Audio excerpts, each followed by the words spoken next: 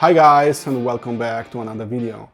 Today I'm going to talk about something new, something that I didn't try as of yet, and although I tried already a proper all-in-one unit that was targeted towards audiophiles, which was that 5R7. Now imagine that there is one unit that is targeted not only towards music lovers but also cinephiles. This fella right here is called Zidoo Neo Alpha, which is exactly like that, and let's check it out in the usual fashion.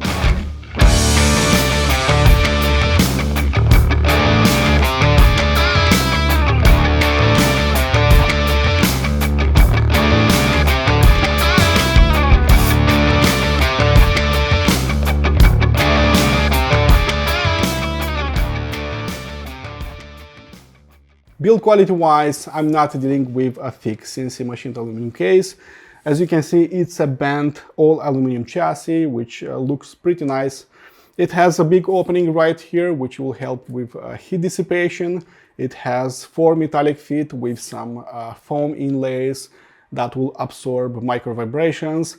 It has a thick front panel, as you can see right here, which houses a big 5-inch OLED touchscreen, which has some stunning colors and just an amazing contrast ratio. On the right, it has a plasticky remote control, and that is basically the only nitpick that I have about this unit. And it goes with 0.5 or 1 dB steps, which is pretty nice. It has one of the most impressive back panels, sporting a USB Type-B, coaxial and optical, which will unlock its built-in DAC section. 2 USB Type-A ports lets you connect third-party DA converters, and you have an Ethernet port in case you don't want to use a wireless connection for music streaming. You have a main HDMI output and another one used for audio channels, and an optical output. You can see 3 wireless antennas which are working as signal boosters used for Wi-Fi and Bluetooth, and on the far right you can spot an HDD/SSD bay, which will expand its internal storage up to 18 terabytes of ROM memory. On the analog side, you have the usual RCA and XLR outputs, which can have a variable or fixed voltage output. As for tech inside it, first of all, you should know that it can work as a DAC, as a preamp, as a Bluetooth receiver, as a headphone amplifier, as an offline music player, music streamer via Wi-Fi or Ethernet. You can use its internal DAC section, or you can use a third-party DAC connected via its USB Type-A. So sky is the limit in terms of audio performance. It has so many features. I don't believe I ever tried a unit that has so many features in terms of audio. It's also a very powerful media player that will play every possible standard definition, high definition and HDR content from its internal 512 gig SSD drive. Of course, you can expand that storage with that bay found on its back. You can use some external HDD or SSD drives. So again, you can build a pretty massive music or movie collection. I will briefly mention some of its specs, but if you want to know more about its inner workings, then please check out my written review, which will explain you a lot more.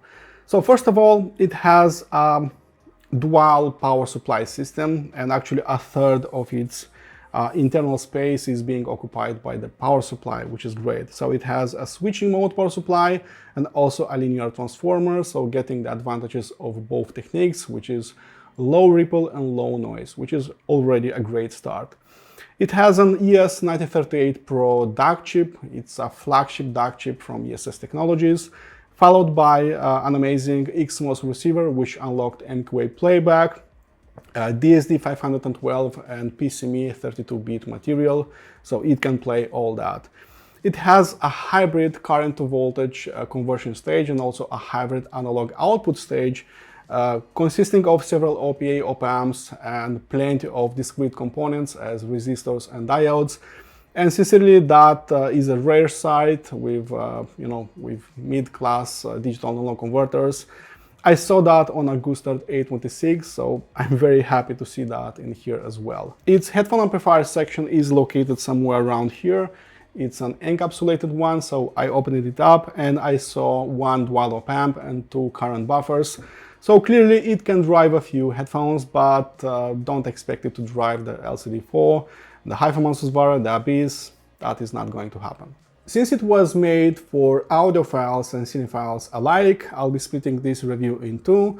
I'll be talking about audio and then I'll be talking about video performance much later on. And let's start with its digital to analog converter, which interests me greatly. So I believe that its DAC section follows every single rule that a great sounding DAC should have, starting with that over-the-top power supply with a flagship DAC chip, with an amazing output stage. It has 2 femtosecond clocks, it has Omron relays, it has LNS caps, VMI reds. So clearly the component selection is actually very good, and I wouldn't be surprised if it compares to dedicated DACs, which are costing somewhere in between $10 and $1,500 US. Sound-wise, it offers a good linearity, striking a really nice balance in between bass, mid-range and treble, but without being bright, lifeless or boring or thin sounding, because this one is not like that.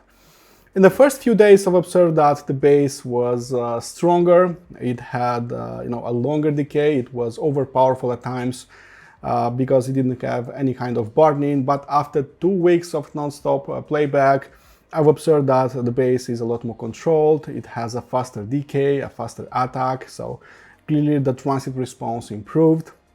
The bass is exactly as strong, but it's not overpowerful right now. When I was listening to Doing It Right by Daft Punk, I felt some tremors sending throughout this living room.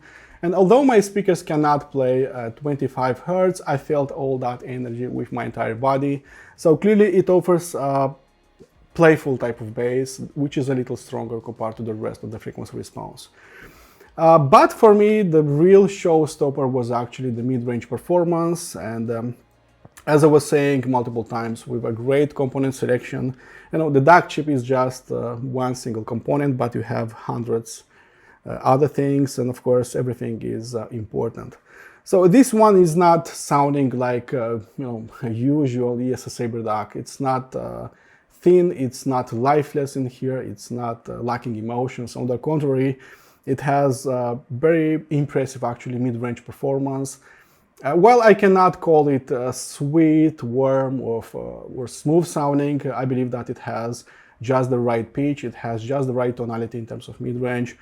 I was listening to plenty of jazz and rock and blues tunes, and I felt that those voices playing on different tonalities, they had just the right amount of weight, and that usually happens with really well-made art-wireless DACs, not with ESS Sabre converters, but clearly with a great component selection, everything is possible. When I moved to treble-intensive tracks, I already clenched my fists and I started grinding my teeth because I was preparing for a bright treble delivery, usually associated with ESS Sabre DACs, which sometimes have a much sharper treble performance, very extended treble, but sharper. The leading edges are just too painful to listen to. Luckily, that never actually happened with this unit, and be it rock, punk rock, heavy metal, I was listening to that for hours and hours, even with some bright sounding headphones like Hi-Fi, and that, it was never bothering, or I never felt that listening fatigue was coming for a visit.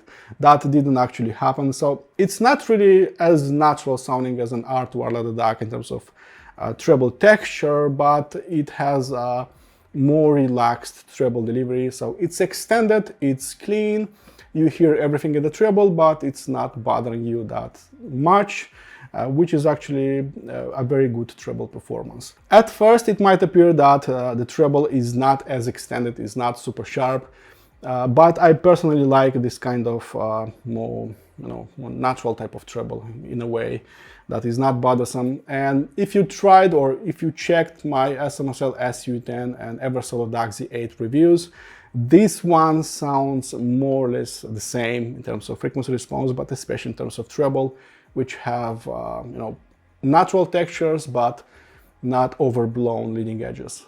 And the last thing that I want to mention about its DAC performance is layering soundstage, because it constantly brings some air into the living room while I'm listening to music. It's not exactly on the same level with something like a Gustard R26 with a Rockna Wavelight, but still it sounds bigger compared to, say, a Topic D90 SE, compared to SMSL D400EX, so clearly it's still impressive in this department. Some of you might be wondering how its headphone amplifier section is performing, and since I have plenty of entry-level, mid-level and high-end headphones, different sizes, different shapes, different tonalities, different sensitivities, I decided trying them all on this one. And starting with ultra-sensitive IEMs, volume-wise I was somewhere in between minus 35 dB and minus 30 dB, so clearly the headroom was limitless. Dynamics were amazing, transients were amazing, frequency response was amazing. It was sounding exactly as a well-made desktop setup should sound with those IEMs. Moving on to much harder loads like desktop planar magnetic headphones, I used Meze Elite and RZTK Ripdis and was somewhere in between minus 15 dB and minus 12 dB. So clearly dynamics were good, but not really amazing. Headroom remaining on top was great, but not limitless. Transient response was again great, but not outstanding. Although it was again very clean sounding, I didn't feel that something was changing in terms of frequency response. It was just complete. It was as clean, as detailed sounding, so only dynamics and soundstage size weren't really that great with those headphones. So it didn't really sound like an end-game headphone amplifier, but it still can be used with plenty of headphones. Just don't expect some miracles from a single op-amp and two current buffers. Let's talk about its noise floor just a little bit, and as I was telling, it has a two-stage power supply, and everything starts with an MI filter right here. It has a switching mode power supply, it has a linear transformer and plenty of voltage regulators. Something like this usually can be found in high-end audio applications. So something like this you'll not find in small devices, in entry, mid-level DACs. You need bigger cases, much bigger cases to accommodate as many components. So I was not really surprised when I connected some ultra-sensitive IEMs, desktop headphones and loudspeakers, and hearing that very dark background. It's simply noiseless at any volume. I tried maximum volume with Music Compose, and I couldn't detect really nothing playing in the background, no gremlins, no nothing really. I tried some third-party DACs via its USB Type-A, and again it was completely noiseless. I have a passive power conditioner in my stereo setup, and I have another one in my headphone setup. And I wasn't really surprised that with those, without those, it sounded pretty much the same. So the noise floor was not going up or down. So clearly it acts already as a very good power conditioner. So, and that makes me actually pretty happy because you don't need to invest additional money in some audiophile cleaners. Moving on to its wired/wireless streamer, there are many ways to control this feature. And first of all, by using some dedicated streaming apps installed on your smart device. So if you have Spotify or Tidal, you just press this button right here. You select the Zidoo Neo Alpha and everything will be mirrored on its 5-inch OLED screen. And that is a very big deal because you don't need additional electronics. You don't need a Google Chromecast and a questionable optical connection, just your smartphone and a unit like this. It's AirPlay enabled, and if you have Apple devices, you know what to do. It supports UPnP and DLNA protocols, and it worked impressively well as a Roon endpoint. Why impressively well? Because I also have a Gold Note Destin Plus streamer/DAC, which connects to a Wi-Fi repeater, but it has just a single Wi-Fi antenna and it was losing that signal quite often. Something that never happened with the Zidoo because it has 3 wireless antennas which are working as Wi-Fi boosters in a way. When using it as a streamer, you have 2 options to choose from. You can use its internal DAC section, or you can use third-party DACs via its USB Type-A connection, which for me was a lot more interesting because I'm using higher-performing DACs like Cordave, like Rockna Wave Dream Signature, which worked great with this unit. Let me say first that I never heard the Cordave sounding so good in my stereo setup. Don't laugh, but I was using it with the Google Chromecast from my TV with an optical connection. I know, really bad connection. And with this one, I felt that I have more resolution. There was more air in the room. I felt a bigger sound stage. I had a much better layering, and most importantly, it just brought more meat on the table. So it was more natural sounding in a way. There was no gray, no digitus. Everything felt smoother in a way. Everything was pouring much nicer with this one when connected to the core DAP. There was a massive difference, big difference, you know, 20–25%, something like that, like I was listening to a very different DAC. It was a much smaller difference with Rockna Wave Dream because it has a much better digital implementation, digital inputs, so clearly it sounded better, but it was not such a massive difference. Maybe 10% better, but it was not a big improvement like it was with the core DAP. Moving on to its video performance, I'll be honest with you, I never understood the point of using offline movie players, and for a couple of years this was actually my movie player. I would add some movies, some music, and I would use it with the USB connection with my TV. I thought that units like this would add some convenience in storing and managing a big movie collection, but there is no way they would offer a better picture quality. The first thing that impressed me was the so-called poster wall, which isn't only bringing a beautiful interface for all the movies that are stored on internal or external storage, but it also shows the format, the bit rate, and the movie rating. How cool is that? Before I start watching a Netflix movie, I would always check its rating via Internet Movie Database, as I don't have the time for mediocre movies. Neo Alpha completely solved that issue, always showing the rating in advance, which I find very helpful. After copying a few video files and hitting play, I don't think I'm skilled enough to explain you how and why the Zidoo looked better than plugging the same SSD into my TV, but I kid you not that the picture quality was better. The blacks were blacker and the bright spots felt even brighter, and more details were popping around dark objects. Shadow details improved, there were more highlights in dark scenes and a smoother color gradation. It can sync the refresh rate of the movie with that of the TV, so you can get an authentic cinematic experience. When it comes to video decoding, it supports 4K 60 frames, 12-bit HDR10, HDR10 Plus and Dolby Vision, or in much simple words, every single audio and video standard available right now. You can even upscale standard definition or HD content to 4K resolution, which worked better compared to the upscaling of my own Sony TV. It can even upconvert HDR10 into Dolby Vision, and there are many other interesting features a cinephile would find useful.